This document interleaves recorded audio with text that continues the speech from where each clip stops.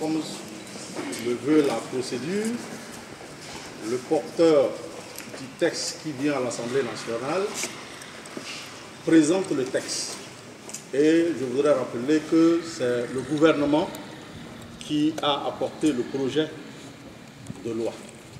Donc d'entrée, le président de la commission a donné la parole au gouvernement qui a présenté le texte qu'il nous a soumis.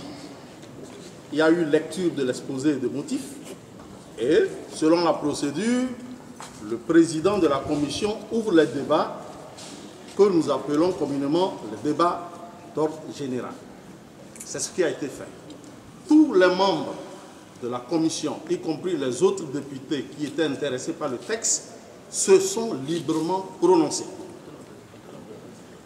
Après le débat général, naturellement, nous devions passer à la deuxième procédure, qui consiste à aller au débat particulier, à l'étude particulière du texte. Donc, nous avons donc procédé de cette manière et nous venons de finir et que nous sommes sortis. La conclusion des travaux? Les travaux, nous avons étudié en étude particulière, article par article. Nous les avons adoptés et nous attendons la rédaction du rapport de la commission qui va se faire donc dans une procédure d'urgence. Et très bientôt, nous allons nous retrouver pour l'adoption du rapport de la commission que nous devons soumettre certainement au bureau de l'Assemblée nationale qui, en retour, convoquera sans doute la plénière pour qu'on se prononce là-dessus. Vous l'avez adopté en l'état ou vous avez fait des amendements? Dans tous les cas, il y a eu des amendements. Il y a eu des amendements, mais c'est le porteur du texte qui doit se prononcer sur la recevabilité de ces amendements. Est-ce que les amendements de l'opposition ont été rejetés en bloc? Vous savez, par rapport à la pratique parlementaire, lorsque un texte est apporté à l'Assemblée nationale, le porteur,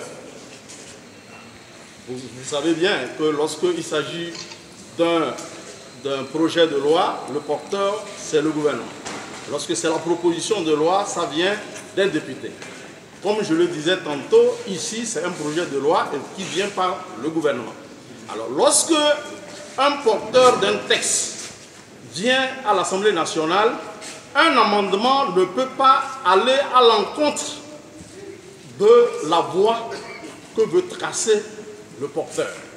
Est-ce que les amendements sont sortis du cadre originel de l'article 92 de l'article de Constitution 92? Le texte envoyé par le gouvernement comporte 3 articles. L'article 52, l'article 59 et l'article 60.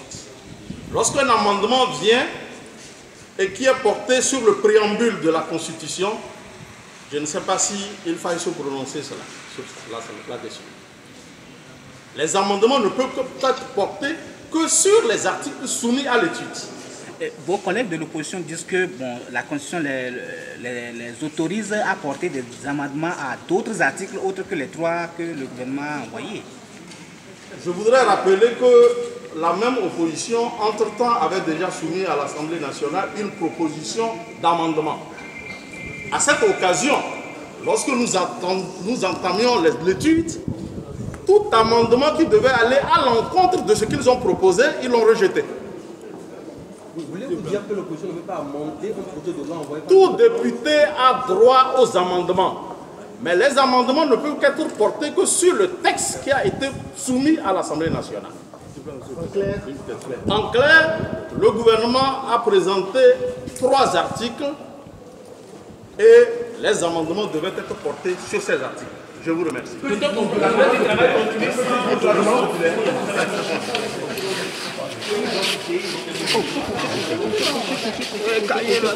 reste du travail va concerner l'ensemble des députés à l'Assemblée nationale. Et tous ceux qui sont intéressés sont vivement conviés.